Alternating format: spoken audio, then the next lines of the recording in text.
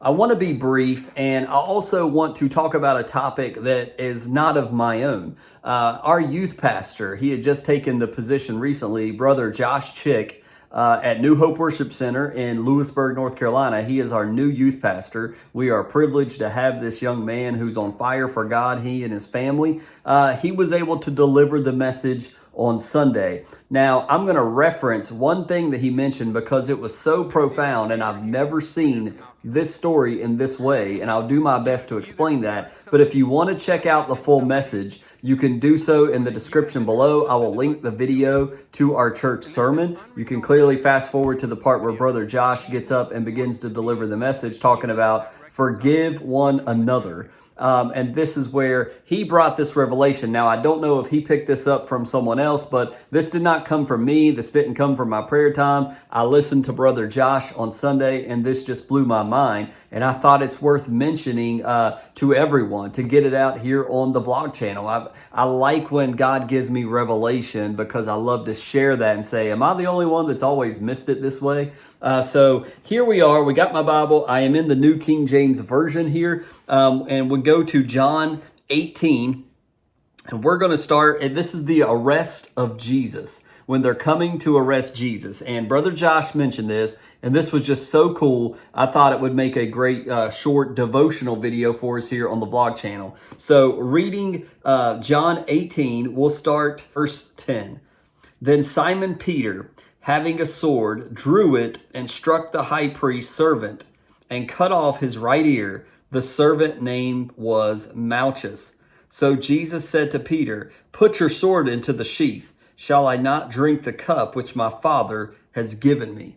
So those are the scriptures. We'll come back to those scriptures here momentarily. So Jesus was in the Garden of Gethsemane praying for the disciples. We see the prayers here in John of Jesus was praying for us as future believers in him. But he was praying, and here comes Judas, who betrayed Jesus for pieces of silver. And here he comes with the Jewish high priest, servant of the high priest, and others of the Jewish council, if you will. And so here they come, they find him. Judas gives Jesus that kiss on the cheek. And you know, obviously Jesus says, you betray the Son of Man with the kiss.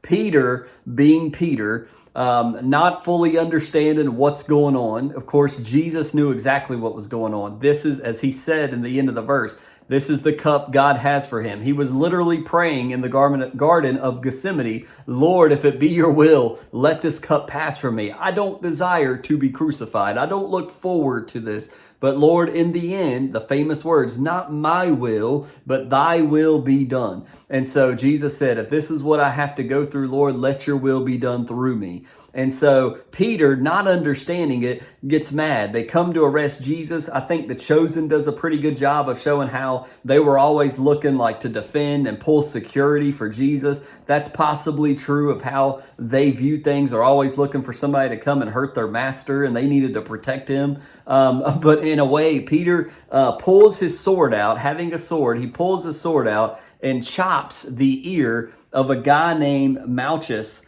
And remember, he is the servant. It says here, he is struck the high priest's servant.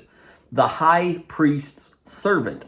Did you know, and Brother Josh brought this up, the penalty for striking the high priest's servant is the penalty of death. He struck a member of a part basically of his government, if you will, or of the Jewish council. He struck the guy's ear. He pulls his sword out, strikes the guy's ear, and cuts it off. And the guy's obviously bleeding profusely. And so when Peter did that, Jesus picks it up and rebukes not them. He's not like, good boy, Peter, let's get him, boys. That's not what Jesus did he? He said, Peter, put your sword away.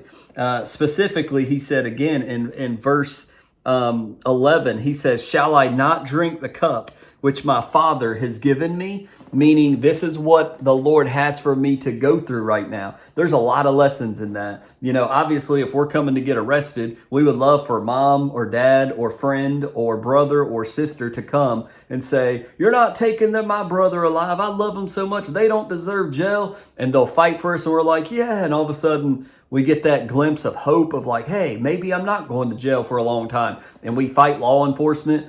That's not what Jesus did at all, did he?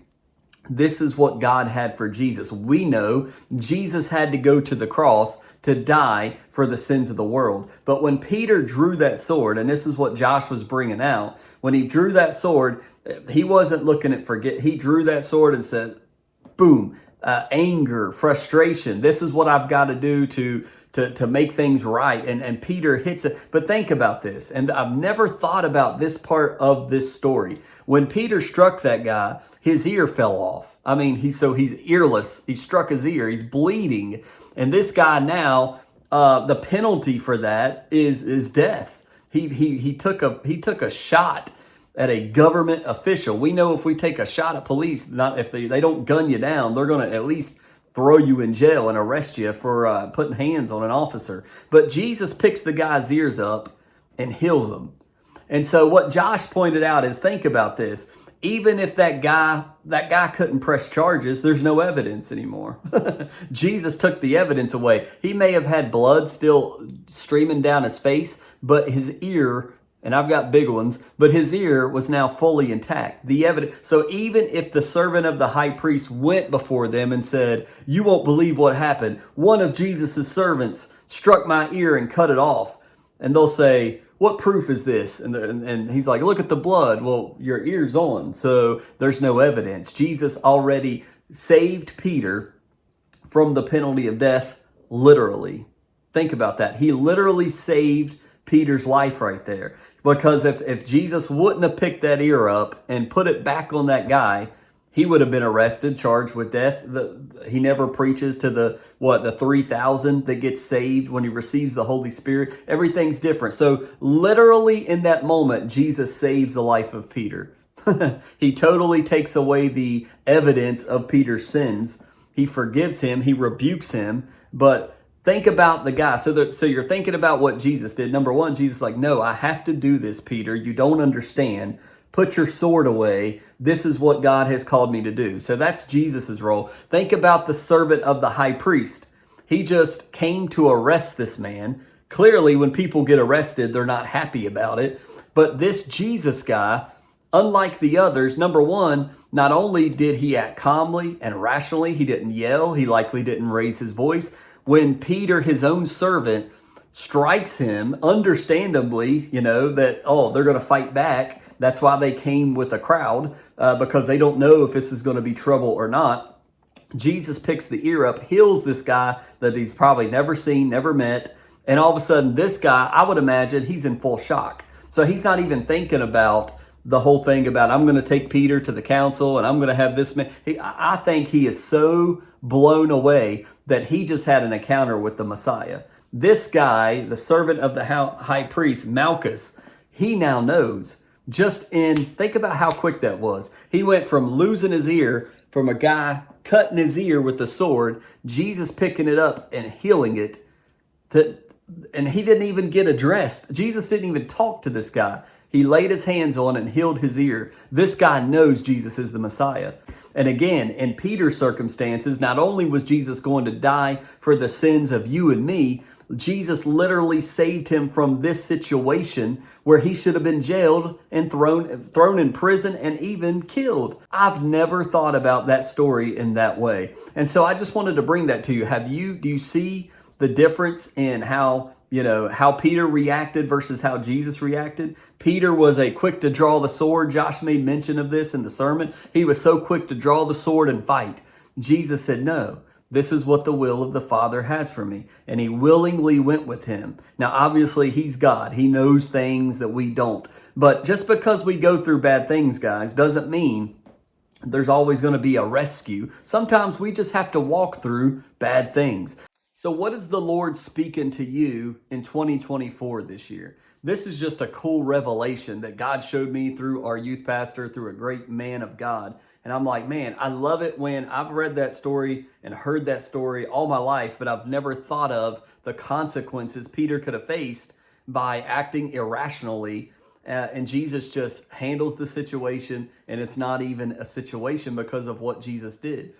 He literally saved Peter and took the punishment away from him. And then he literally went on to take the sins of the world upon him. That's just so amazing in the love of God. But what are you struggling with this year? Do you have anyone in your heart in 2024 that you've struggled to forgive? That was the theme of the message that this came out of, was God. And this is so true in my life. When I went into my prayer room now coming up on 4 years ago, specifically, I didn't have to read this. I didn't have to hear a message. God spoke to me and said, you need to go to these people and ask for forgiveness of things that you've done. And God told me to do it because I said, Lord, what do I need to do to get right with you? I was in the lowest point of my life. He began to deliver me from nicotine, from alcohol, from pornography, through self-pleasure of pornography. God began to do a work in me. And I was like, Lord, I just want to be obedient. What do you want me to do? I had to go and confess things to people that is very uncomfortable. But God told me to do these things because my relationship with him would not grow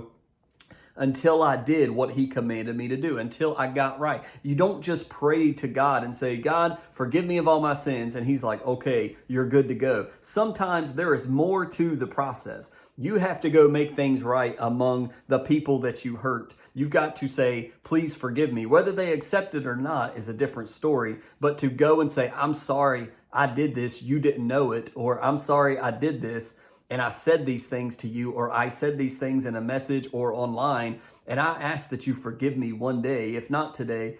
I'm sorry, I've asked God to forgive me, and I need to ask for your forgiveness. We can't move forward in our relationship with him until we do these things. I am a witness of this. God bless you guys. We'll see you on the next Mr. Ferguson vlog video.